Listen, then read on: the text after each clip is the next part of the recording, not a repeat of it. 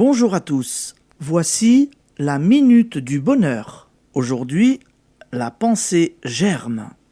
Il n'est rien autour de vous qui n'ait d'abord été une pensée.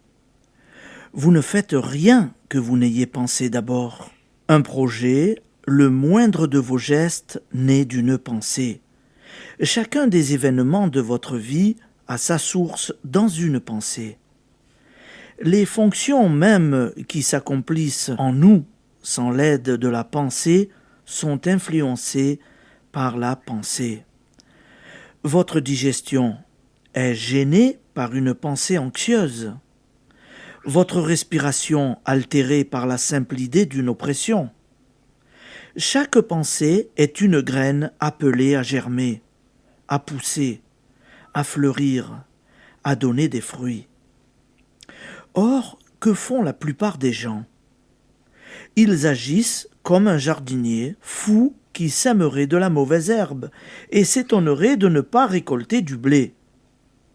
Vous semez des pensées de pauvreté, de discorde, de maladie, et vous vous étonnez de ne pas récolter tous les bonheurs du monde.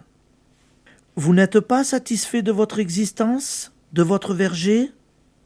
Il est envahi par les ronces, improductif, aride? Vous accusez le destin? Au lieu de désespérer, posez-vous sérieusement une question. Quelle pensée ai-je semée? Êtes-vous certain de n'avoir admis dans votre terrain intérieur que des pensées d'amour? Vous qui vous lamentez de n'être pas aimé?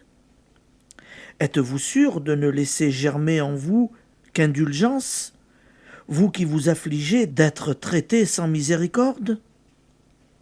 Pouvez-vous loyalement dire que vous avez fait de copieuses semailles de pensées de succès dont l'existence est un perpétuel échec? Tout prend naissance dans notre pensée.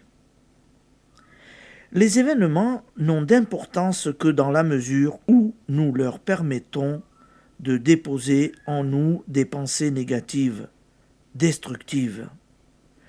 Connaissez-vous un champion de quoi que ce soit qui se présente à l'épreuve avec la certitude d'être battu? Les sportifs le savent.